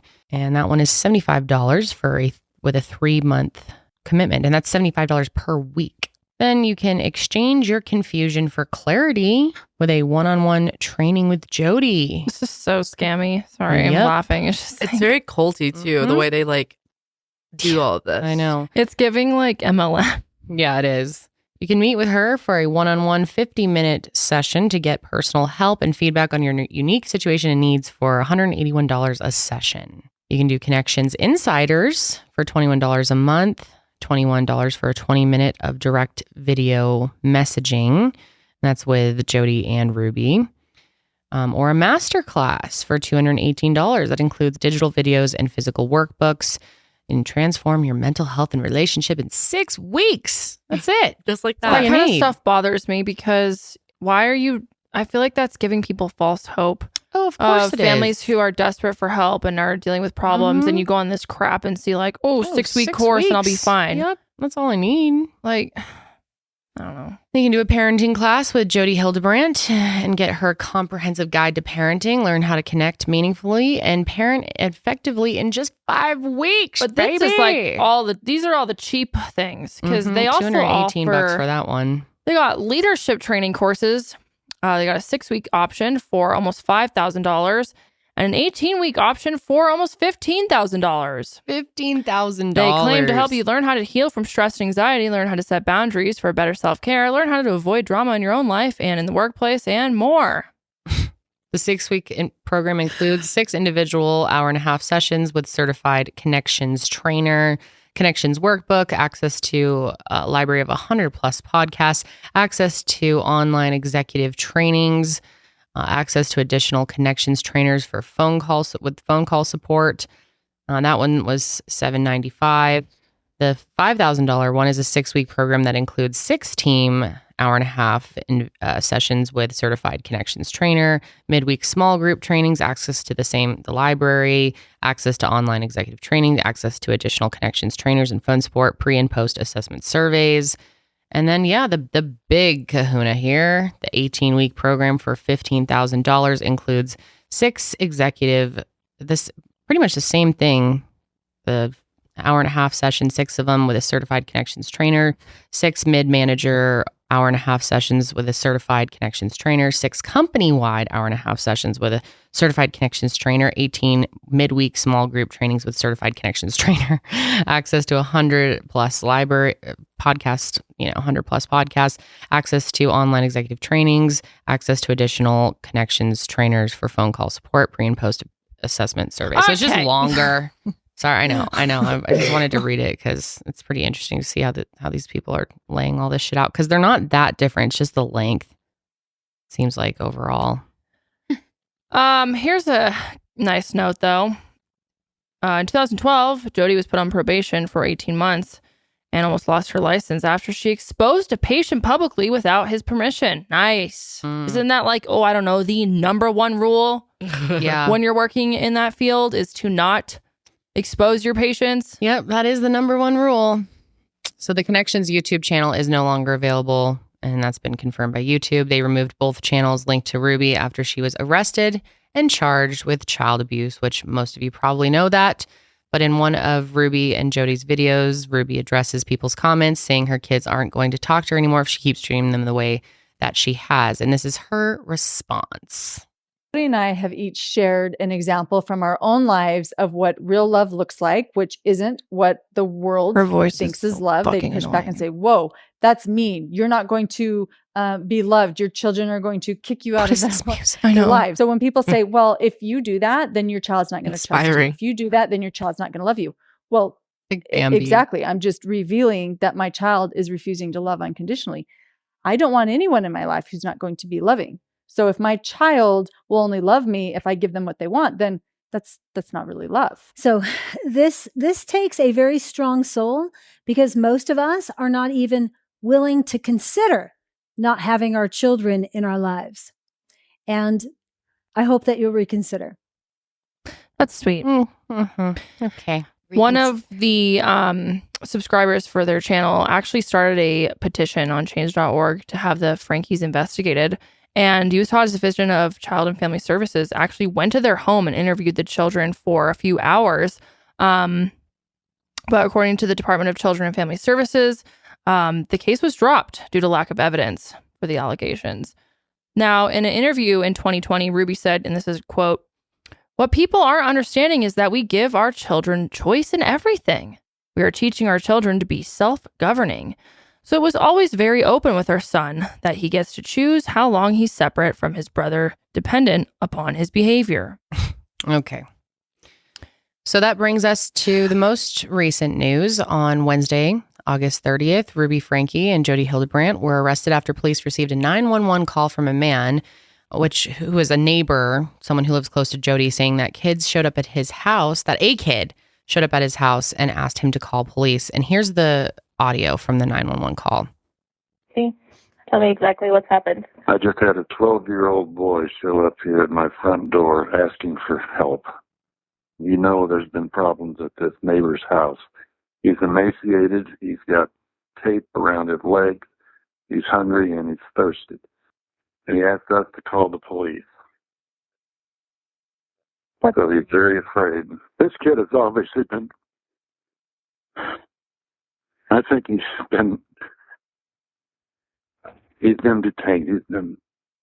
He's obviously covered in wounds. We need the cops here as soon as possible. So fucking sad to think about. So here's a portion of the police audio reporting what they found when they were at the scene. 12-11, 12-4, if you come back on a child abuse. I represented a 12-year-old male set up with tape around his legs, thirsty, asking for help, said he was afraid, asking for police. I've already gave the name of Russell Franke, unknown date of birth, or he did give us the date of birth, but I'm not showing any Russell's still name. I'll keep looking into that. The interview said he left through the porch of the neighbor's house. 10-4 break. 12-11 and 17 to 10-14. The male does have duct tape around each ankle. He's not telling the RP why. And said that there's sores around his wrists and ankles. He's becoming or correct, and the RP is becoming emotional regarding the child's health. I'm going to go ahead and have medical take on this one. He said he left from a neighbor's Jody Hildebrant in Ivan's 54-year-old female. Not sure if they're related. When asking the OP's parents info, he said his mom is Ruby Franke, unknown where she lives. Trellick, 17. I do have a Ruby Franke spelling with an E on the end of Franke address out of Springville. Only involvement was a traffic offense a couple of days ago. He's also saying that there's 2 of his sisters are back at the home as well. Copy that. The wounds on his leg are pretty good. Oh, that's 511, 314. Medical's going to transport him to his wounds there in need of immediate care. That is so sad. I know. I can't even imagine coming across a scene like that. Oh my God. So in a probable cause affidavit, authorities said that Ruby's 12-year-old son climbed out of a window of Jody's home and ran to a neighbor's house. The child knocked on the door and asked for food and water. Law enforcement arrived at the scene and saw severe wounds. The 12-year-old was taken to the hospital where he was placed on a medical hold because of deep lacerations from being tied up with a rope and malnourishment. God, when I first heard about this, it reminded me of that Turpin family. Yeah. Like, because she had escaped, one of their children had escaped, and yep. Never could imagine this vlogger's family was just as bad. And So wasn't crazy. wasn't the Turpin family also like highly religious as well? They were they were. What was the name of that? They were you guys talked about exactly. it in one of the last episodes of Mount Higher. Were they IBLP? No, they weren't No. IBLP, but they were like they had babies, like they had as many babies as they could have for like Christ. Well, it could go into many different religions. Yeah. I'm not sure exactly what they were. I don't remember. That one really disturbed me when I covered it, and I never really looked back at it after my initial coverage. It was so upsetting. But police go to Jody's house and they find another child, Ruby's 10-year-old daughter, who was also very malnourished and very, very bad condition. And then Ruby's 2 other children were at the Franke house. And then all 4 of the kids were placed under custody of family services. Now, it's not entirely clear where Ruby and, or why Ruby and 2 of her children were at Jody's without the other 2, why they were separate. We don't really know why, but regardless, 4 of her 6 kids are now placed under family services. And what's interesting is the police report also noted that Ruby had filmed a video in Jody's home just days before the incident that suggested Ruby had knowledge of the abuse, malnourishment, and neglect. So the kid's dad, Kevin, he hasn't been charged, and his attorney said that he was not living at the home at the time. Kevin and Ruby have been separated for more than a year, and he denies knowing anything about any of this abuse. Which I don't know about that. We'll see. Yeah, I don't know either. How could you not know? I know. Yeah, that's what I'm thinking, but in a statement, Kevin's attorney said Kevin Franke's goal is to help keep the children together, and if the allegations are true, my client has never supported, condoned, or even acted in a physical way towards these kids. He is a good dad, he's a very humble guy, and he needs to get these kids back to be able to kind of get them out of the media and get their lives back to normal. That's his objective. A neighbor of the Frankes spoke with NBC News and said that she called the Utah's Division of Child and Family Services back in September of 2022. And she said it started getting weird. People were concerned because Ruby completely stopped her YouTube stuff, and then it just kind of turned dark. She taped up paper all over her windows. She would just disappear for weeks at a time. And there's all these little kids just left alone in the house. When I saw the authorities making a wellness check on the home, nobody would open up. Another neighbor said, everyone is just breathing a collective sigh of relief because we thought they were going to come out of that house with body bags.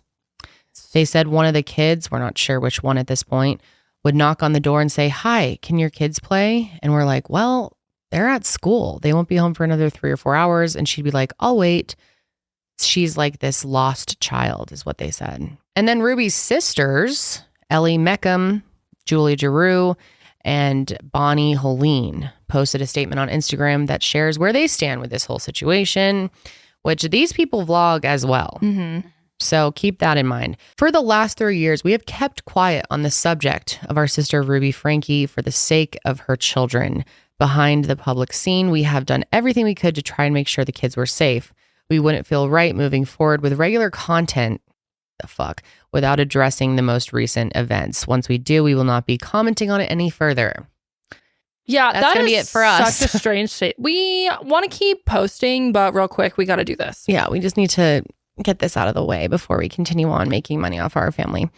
Ruby was arrested, which needed to happen. Jody was arrested, which needed to happen. And the kids are now safe, which is the number one priority. Ruby's sister Bonnie posted a YouTube video that is now private and said the family did as much as they could to protect Ruby's 6 children from the alleged abuse. Back in September 2022, Sherry, who was the oldest daughter of the Franke family, had actually cut ties from her family. And she went on Instagram and posted saying, despite good intentions, speculating rumors and gossip doesn't help us. I'd like to ask for privacy for me and my family as we work through this very difficult situation. Please know that many are working on this situation, and I hope one day we can be whole again. Please respect my privacy as I work through my own healing as well. So then after her mom was arrested, Sherry spoke out and posted on Instagram again saying, hi all, today has been a big day. Me and my family are so glad justice is being served. We've been trying to tell the police and CPS for years about this and so glad they finally decided to step up. Kids are safe, but there's a long road ahead. Please keep them in your prayers and also respect their privacy. She also said, I need your help. If you have links to any questionable or concerning connections or 8 passengers videos, please DM them to me. It's too much for me to sort through myself. So that brings us to last week. 9/6. Ruby and Jody have been charged with 6 counts of aggravated child abuse. They are accused of a combination of multiple physical injuries or torture, starvation, or malnutrition that jeopardizes life and causing severe emotional harm to 2 children. They are looking at 1 to 15 years and a fine of up to $10,000. These are felony counts. Mm-hmm. It's odd that it's only $10,000. And then there was a court hearing on the 8th, so last Friday. The court hearing started off chaotic. It's reported that people waited more than 30 minutes after the scheduled start of the hearing. They were shouting in the hearing things like, shut up, mama, and played Cardi B's WAP. So, fuck. The viewers were asked repeatedly by the court to mute themselves. The judge asked those who were just there to observe to leave because they were clogging the stream, and that those who actually needed to attend couldn't get into the stream. Yeah, they were both on video. Yeah, which is to be expected with this being a giant story on the internet. Both appeared in jail via video and were seen wearing orange jumpsuits. Both of their lawyers waived reading the charges, and neither of them entered pleas. Their lawyers did say they would be asking for bail. During the hearing, Ruby seemed to try to put on some of the blame on her children. She stated that one of her kids abused their siblings. So whack. This is really, trying to understand this is pretty confusing. But she said that one of her kids was sexually abusing some of the other kids for years now, and eventually the 2 of them started abusing the other kids. Like random kids. Yeah. Neighbors, cousins. Mm-hmm. She claimed the 2 kids would play a patting game together. I'm not sure what that means. She said that one of the kids admitted to sexually abusing 20 kids, some of them being neighbors and cousins. She didn't provide any proof, but the judge said that the child would need to be separated from the rest.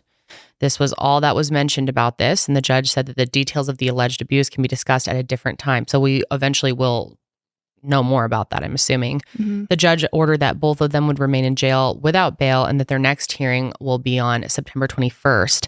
But then it ended up being moved to October 5th due to a scheduling conflict. So it'll be a little bit of time before we get anything else. But yeah, pretty mind-blowing situation. It's incredibly sad. I'm just so glad that that child was able to get out before something really fucking horrible could have happened. So sad. There was this one thing that I saw online too that she was talking about, like how one of her 3-year-old kids was like doing like things online and was like looking up like inappropriate things online. 3-year-old. And it's like I think she claimed it was like the kid was like watching porn or something. Yeah. And it's like how does that even make sense when you're so strict on their usage of the internet? Like how does that even make sense? Yeah. Very interesting.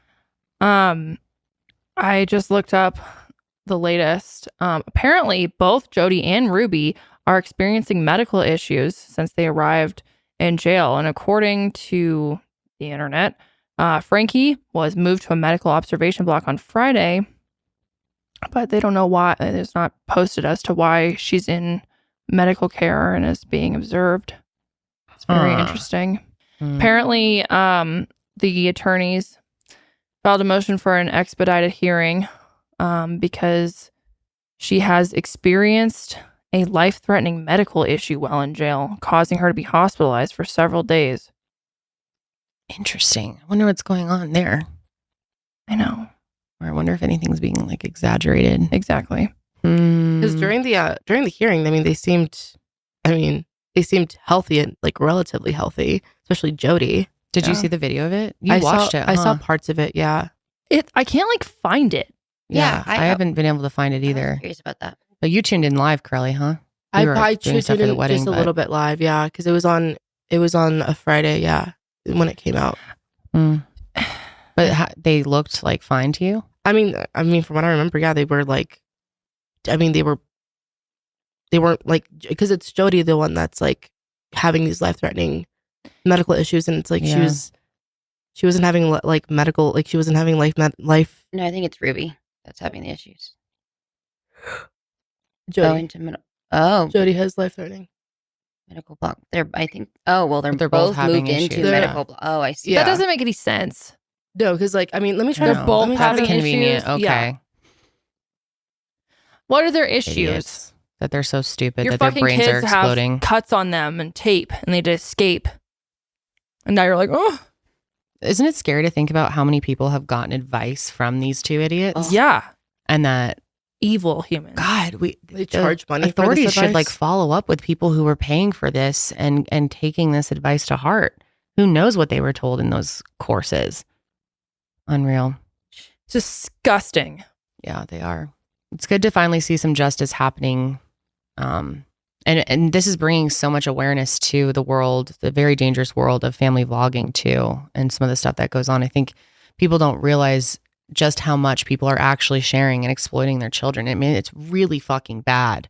And we are starting to see some laws being put into place. I think it was Iowa or somewhere. They just passed Illinois. Thank you. I knew it was an I state. They just passed a law about it for children of family vlogging. Really? I think in the next 5 years, it's going to be a lot of it. A lot of this is going to be changed. I think, other states are going to follow suit, hopefully. Yeah, I mean, it's things that us and many others have brought up for a long time about the dangers of this world. But I don't think anyone expected it with the Franke family to be this bad. And I mean, wow.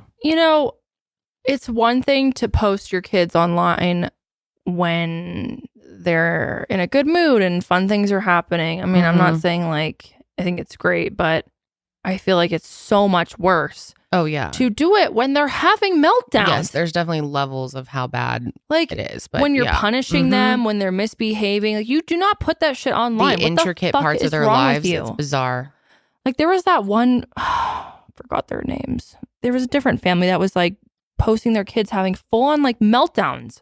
And like there was that one, remember that one mom, their dog got really sick and then they were in the car. Oh yeah, I was just talking to our friend Taylor about this. And she was like, yeah, that was making the thumbnail. Jordan. Oh yeah. I was like friends with her a long time ago on YouTube. And then she started family vlogging. She used to be a beauty influencer. What was her name? Will you look it up? Yeah. Jordan. Yeah. And their dog died.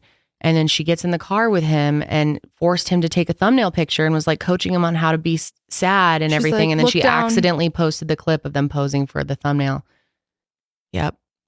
So yeah, we will report on that as more comes out. But there is another CSI that we wanted to talk about today that hasn't gotten a lot of news coverage, probably with everything else going on. But 50 Cent has thrown a microphone into a crowd 2 times. Now, earlier this year, we saw Cardi B throw her microphone at a fan very forcefully. And, many people defended her at the time saying, well, the fans were throwing water up at her. Didn't she ask for that? Yes, she literally was like, spray me with water. And like she was like twerking in the water before. And then, totally nailed a fan with a microphone. So now 50 Cent has done the same thing. He went into a fit of rage and chucked 2 of his microphones into the crowd on August 30th during his concert at the Crypto Arena in Los Angeles. He was handed several broken microphones, which apparently really pissed him off. So he was handed 2 mics, and he threw one, which he didn't throw very hard. Then he was handed a second one, which he also didn't, I guess it wasn't working as well, which I'm like, why are you not testing this? Anyways, whatever. And he hurled this one, like he chucked this one. There's a video. Let's go ahead and watch it. People are saying with the force of an Olympian. That's what I said. Oh, that was your words? Yeah. Force of an Olympian. It was hard as fuck. And also this is the first throw, the second throw, and then him acknowledging the throw. Yeah, the video is pretty crazy. Let's play it. You ain't never have your man, don't talk to me. It's the first one he throws. So he kind of just chucks it. You barely even see it. Oh, yeah, I was going to say. You see that? Boom. What didn't hit? Why are you doing that? What are you doing? Yeah. You're proud of your own fans. Microphone wings, piercing, take dip. Put it in my ears. Watch tonight, man. I'm in LA. They're trying to.